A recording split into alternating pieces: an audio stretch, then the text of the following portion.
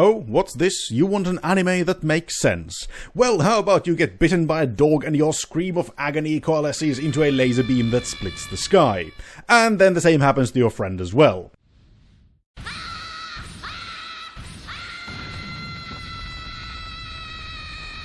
That is Nichijou, or My Ordinary Life, and it's anything but ordinary. Hello and welcome, you beautiful people. Before we get started, if you find yourself enjoying this, please consider subscribing to the channel, as I'm trying to reach that magical 1000 this year. So, Nichijou. It is one of those classic anime that I think everyone should watch at least once. An older show, but still loved throughout by many a fan, and I, having been an anime fan for a good 20 years, had never seen it.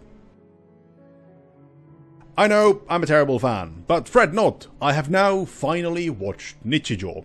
You see, a while back I had really high fever and I could do little else than lie on the sofa, and as I lay there, slowly dying, I figured that this would be as good a time as any to watch it, and as I turned on that first episode, I finally realized that it is really, really good. But it is just a slice of life show with a bunch of cute girls doing cute and weird things. And that, as a genre, is not really considered to be one of those titans of anime. They often pale in comparison in popularity for things like shonen and isekai.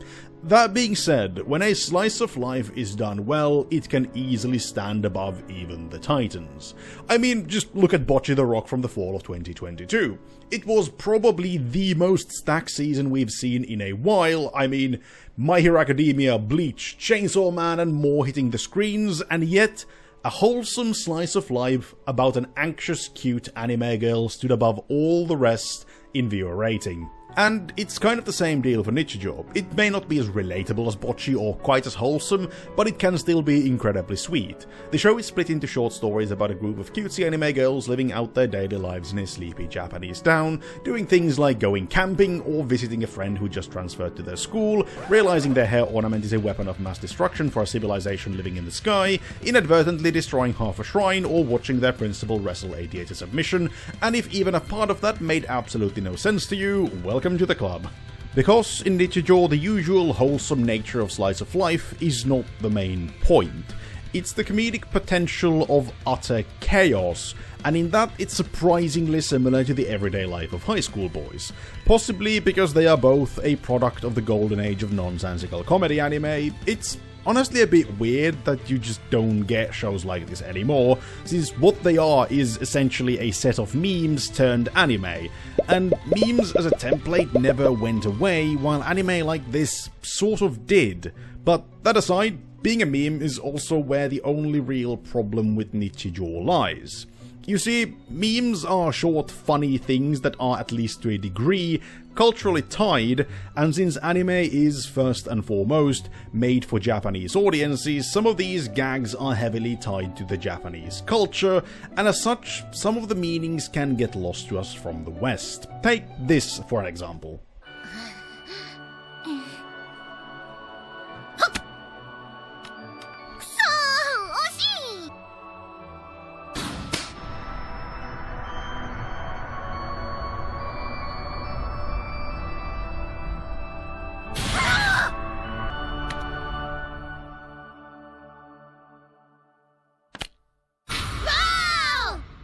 I specifically chose this one as it is one I found funny without knowing the full implications of what is actually going on.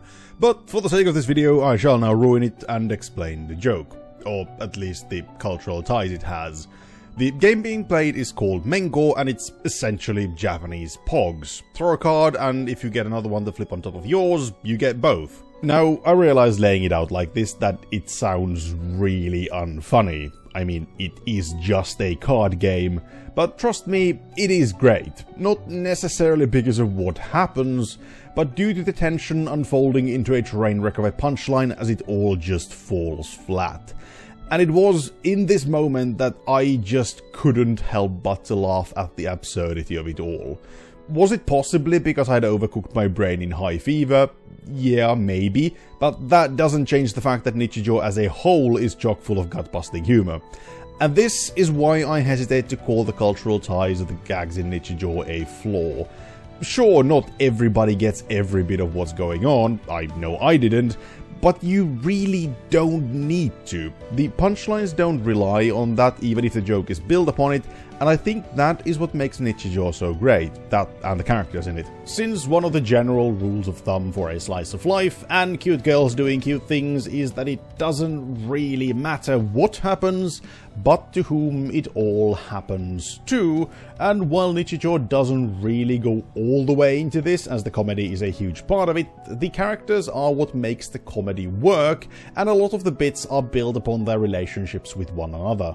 And while there are a lot of characters, all with their moments to shine, the main cast can be split into two trios that eventually even start causing havoc together. The first group being the three school friends of Yuuko, Mai and Mio. The three of them have a great dynamic, they are all very different but work well together, perfectly fitting into their respective places in their little group.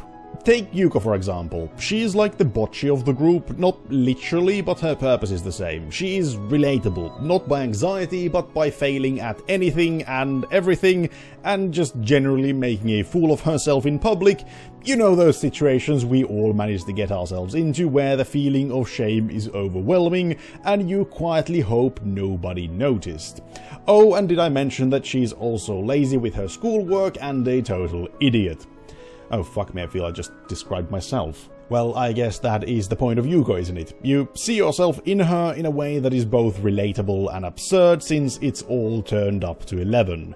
And her other half in the group is Mio, who is more often than not the victim of Yuuko's idiot antics, but sometimes also manages to do something painfully relatable herself. Like when there is a schoolmate she likes and ends up drawing some raunchy art of them and will go to any length to stop anyone from ever seeing that art, up to but not limited to chasing Yuuko in the school and across town at the speed of light in the most anime chase scene ever, since she got her hands on the sketchbook Mio drew in, and let's not forget assaulting a police officer as he is about to search her bag since somebody fitting Mio's description has been spreading fake currency around. Thank fuck I can't draw. Mio is usually also the one who tries to do things the right way, only for Yuuko to be Yuuko and ruin everything, after which the two of them end up in a shouting match. Mio also apparently possesses a weapon of mass destruction in the shape of two wooden cubes, cause, you know, Nichijou. And finally, we have Mai. Mai is a troll. どうぞどうぞご自由にお調べください。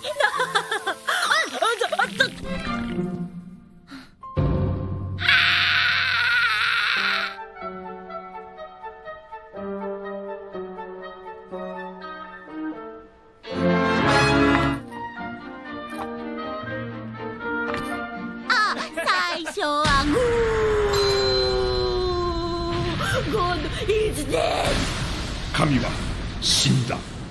But that is just the first trio. We also have the Shinonomes, and their relationship is, weird. This is Nano. She is more or less the de facto guardian of Hakase, and this is Hakase. She made Nano, since you see, Nano is a robot. She also constantly makes additions to her that pop up at the most inconvenient of times. They're kind of like sisters, where Nano is the one taking care of Hakase and is also the head of the household. Except then there is Sakamoto, who by virtue of age claims that he instead is the head of the household. Only he's a cat that can speak. どう考えてもさっきのは撫ですぎやろ。 Cause Hakase made him a scarf that gives him the ability to do so. Yeah, I don't know either. But back to those additions made to Nano, since that pretty much sums up how their little family functions. Imagine this. Nano and Hakase are having a serious conversation. Or, well, as serious as you can get in this show. Usually it's something about snacks or something, and all of a sudden Nano's arm pops off and bam, a roll cake comes out of it, or her toes goes flying, or a compartment in her forehead opens revealing a sweet bun. She also has a built-in clock and a machine gun arm that fires soybeans, among other features. All this while wanting a normal life, and for people not to find out that she's a robot. A wish Hakase is kind of assisting her with, but not really since, you know, additions. Now, this might sound a little mean, and yeah, it kind of is, but somehow their interaction still manages to come off as charming. And this is kind of how Nichijou goes on. Things happen, sometimes sweet or relatable things that might happen to anyone, and sometimes, well, this.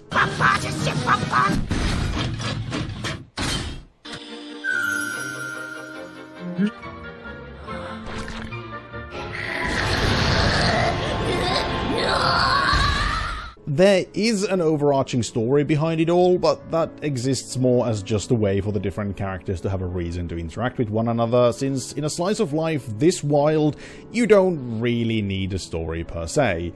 Events just kind of string together for no reason, and it's perfectly fine. Another thing Nichijou does really well is its audio-visual execution. Normally, if there is such a thing as normal in the show, Nichijou looks and sounds pretty much as you'd expect. It's cutesy pastel-colored world where everything looks kind of simple but still good. Round edges, soft lines, laughter and bright colors, topped with a relaxing soundtrack. But that's not everything the show has to offer. When called for, everything goes into full tilt to perfectly support the joke at hand. The sound design changes, the visuals go all over the place, and even the voice actors deliver roles you'd never expect from the characters. The scope to which the show will twist and turn for a gag is staggering, and really speaks volumes about the skill and money involved in making Nichijou the best anime it could have been, and I for one think they've hit it out the park. Now, this isn't really a review as much as it is just giving my thoughts on one of the heavy-hitting classics of anime, so I'm not sure if I should even give it a numerical rating, but it does help quantify my thoughts into something simple, so might as well. And unsurprisingly, Nichijou gets a 10 out of 10. I mean, it's a classic for a reason. It might not be perfect in every way, since nothing is, but it is hilarious throughout, even when you haven't got the slightest clue of what's going on, and in that alone the show achieves the very thing it set out to do, earning its rating. And finally, before I go, leave your thoughts in the comments below. Do you agree or disagree with my verdict? Have you seen Nichijou already? Or, like me, is it a classic you've yet to witness? If you like this, like it, dislike if you didn't, subscribe for more anime goodness and to help me reach that magical 1k, and check the links in the description if you want to engage with me outside of YouTube. Remember, all interactions are a worthy sacrifice to the algorithm god. With this, I have been Cheese, and I hope to see you next time. Ta-ta for now.